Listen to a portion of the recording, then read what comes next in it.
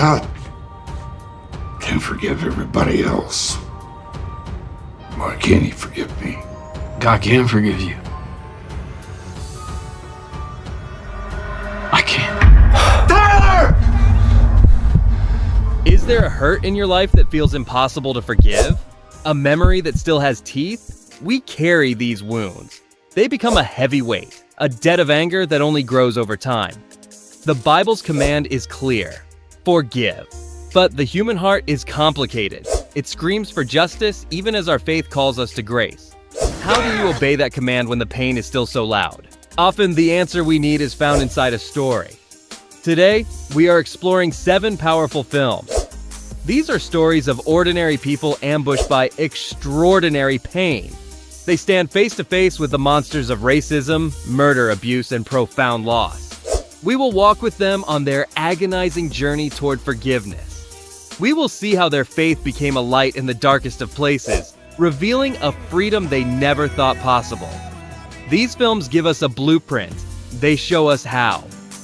Let's start with a movie, Grace Card. It drops us onto the gritty streets of Memphis and into 17 years of repressed pain. Mac McDonald is a police officer.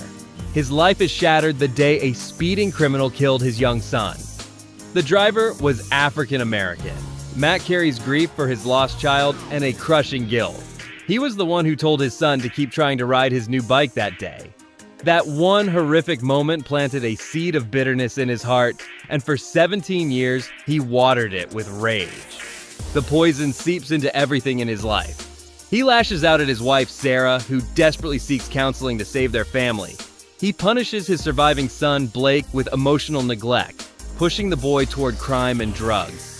Anger consumes Mac and sabotages his personal and professional life until he is almost at the point of implosion. The department partners him with Sam Wright, a black officer and part-time pastor who just received the promotion Mac wanted. The tension is immediate. The journey to forgiveness is a grinding, brutal process. It takes another tragedy, one that nearly costs Mac his only remaining son, to finally break him open. He faces a choice: remain shackled to his anger at God, or turn to him for help. Sam wrestles with his own burden, questioning his calling as he struggles to love a partner whose open hostility cuts him deep. He seeks counsel from his grandfather George, the story's sage, played by Oscar winner Louis Gossett Jr., who gives him the key: grace. He shares the origin of the Grace Card, a promise from their ancestor, a freed slave, to his former master. I promise to pray for you every day, ask for your forgiveness, grant you the same, and be your friend always. A desperate Mac finally allows Sam to minister to him, and they pray together in an emotional reconciliation. This path leads to a remarkable climax. The man who killed his son, now a Christian missionary, appears in church and seeks forgiveness. Mac must choose to go beyond human inclination and extend grace to the source of his deepest wound. The Grace Card teaches a raw, powerful lesson. Justice alone cannot change a human heart. Only grace and love can do that. It shows that forgiveness is an active choice to extend God's love, breaking the chains of bitterness, and rebuilding a life from the wreckage. Our next story, Unconditional, shows what happens when a wound is fresh, and the battle is against despair itself. It follows a woman whose perfect life is destroyed in a single moment, and it forces her on a journey to find forgiveness when all hope seems lost. Samantha Crawford is a successful illustrator. She lives a charmed life with her husband. He was a good man who handed out $2 bills to remind people that love shouldn't be hoarded or hidden. But a senseless act of violence destroys her world when he is murdered during a street mugging.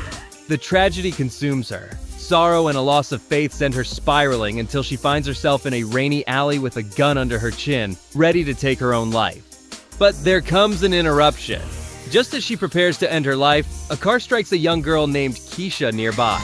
Shocked out of her suicidal funk, Samantha rushes to help and is unexpectedly reunited with her childhood best friend Joe Bradford. Joe's life is also marked by pain. He battles a serious kidney disease and once found God's forgiveness while in solitary confinement. Now he dedicates his life to mentoring neglected children in his Nashville neighborhood, a mission based on the real-life work of Papa Joe Bradford and his organization.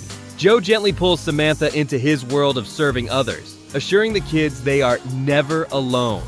As Samantha gets dragged in, she begins a slow transition back to life, even as she struggles with a burning anger toward the man who killed her husband and got away. Her own storybook metaphor becomes her lifeline. A little bird flies through a dark storm and discovers that above the clouds, the sun is always shining. She begins to ask, what if God's love is like the sun, constant and unchanged?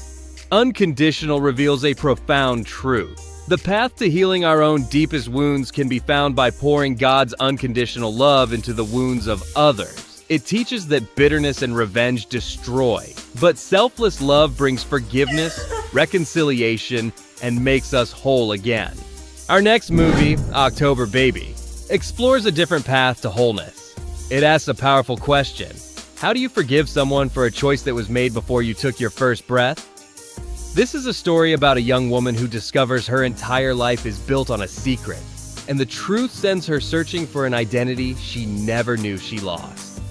Hannah is a 19-year-old college freshman who feels a deep sense of unease she can't explain. She writes in her journal, "Why, God, do I feel unwanted? Why do I feel I have no right to exist?" Her world shatters when she collapses on stage during her theatrical debut. A series of medical tests reveal a secret her parents have kept for her entire life.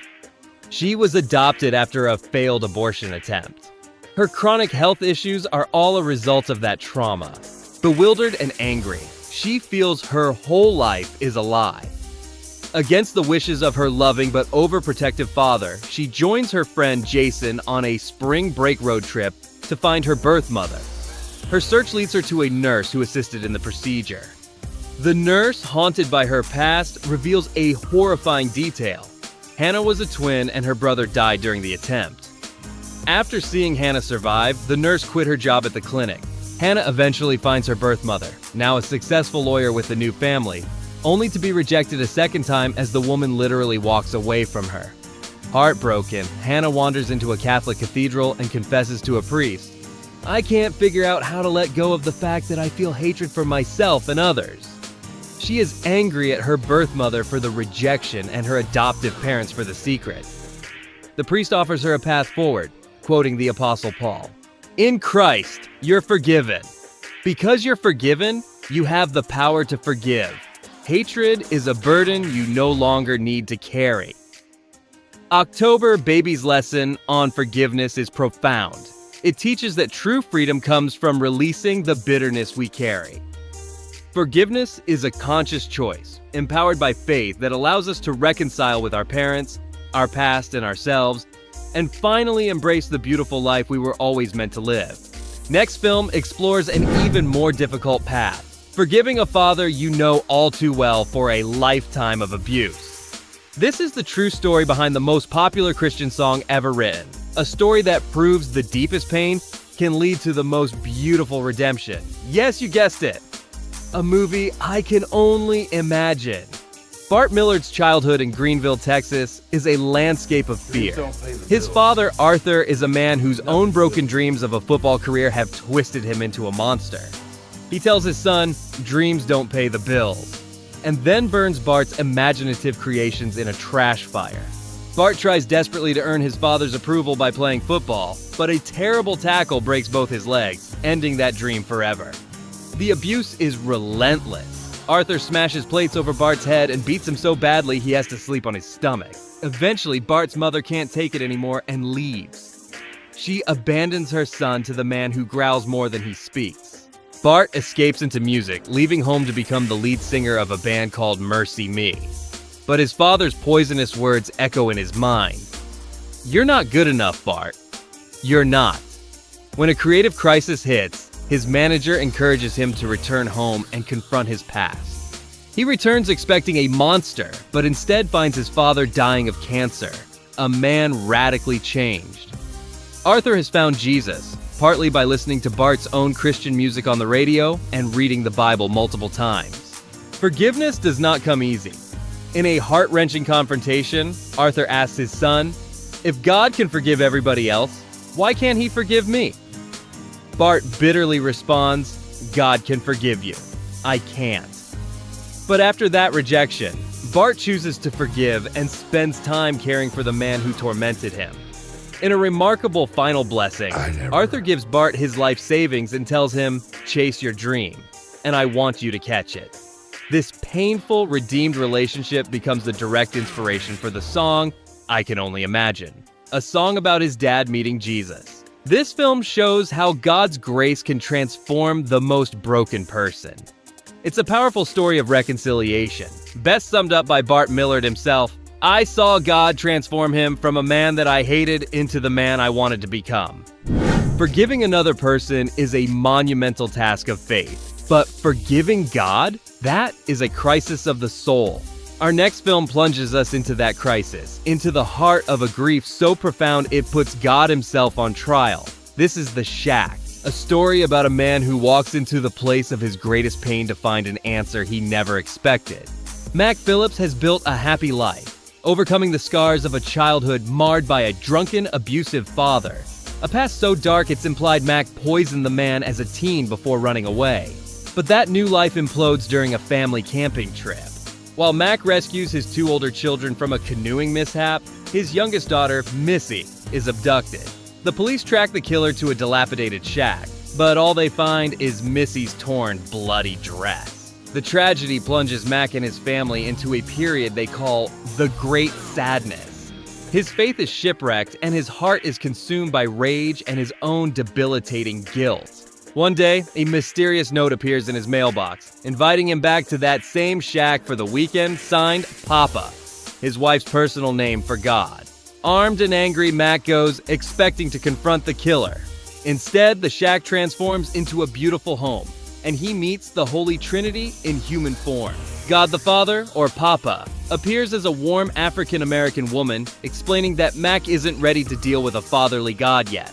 Jesus is a Middle Eastern carpenter, and the Holy Spirit is an Asian woman named Sarayu. Over 3 days, they guide Mac on a journey to heal. Sarayu takes him to a tangled, beautiful garden, telling him, "The garden is you," a representation of his soul that needs tending. Papa tells him, "Your big problem is you don't think I'm good." The journey involves forgiving his own abusive father, who appears to him in a vision and apologizes. The ultimate challenge comes when God asks Mac to do the unthinkable: forgive his daughter's killer. He is given a vision of Missy, alive and happy in a heavenly place, which gives him the strength to finally let go of his need for judgment.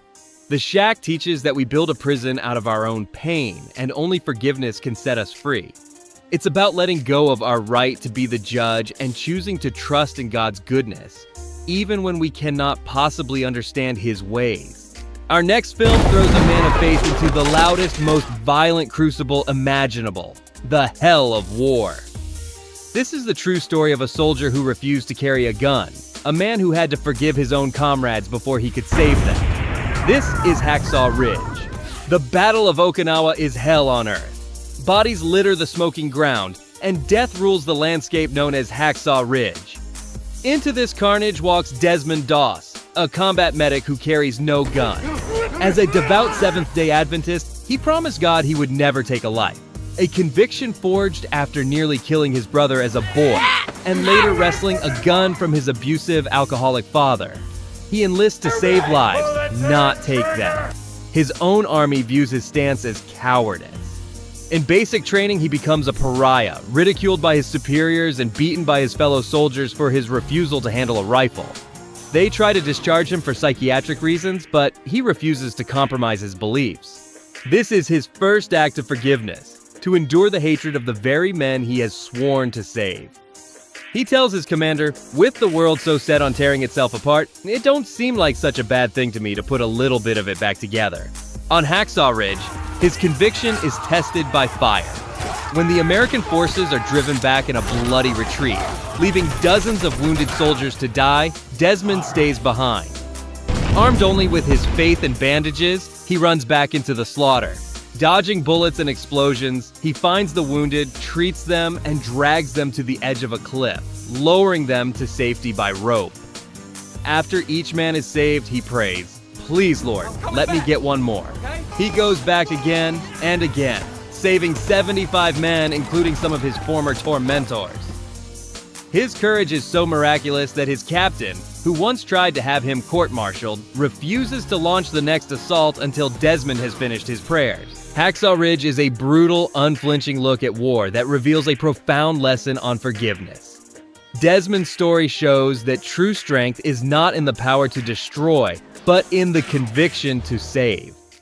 Forgiveness is a quiet, courageous refusal to hate those who persecute you, proving that unwavering faith in God can turn even a battlefield into a place of redemption. Our final film asks an even more staggering question: how do you forgive the architects of a Holocaust? This is the true story of Sabina Wurmbrand, a woman who risked her life to show Christ's love to the very soldiers who destroyed her world, and in doing so, redefined the meaning of forgiveness. The film opens at the end of World War II in Romania. 3 Nazi soldiers, now the hunted, flee for their lives. They pound on the door of a Jewish woman, Sabina Wurmbrand, and beg her to hide them. As she risks her life to help her enemies, one of the soldiers demands to know why. The rest of the film is her answer, told through a powerful flashback. Sabina tells them her story. She and her husband, Richard, were once ambitious, atheistic hedonists. Their life before faith was one of such despair that at one point, Sabina even attempted to drown herself.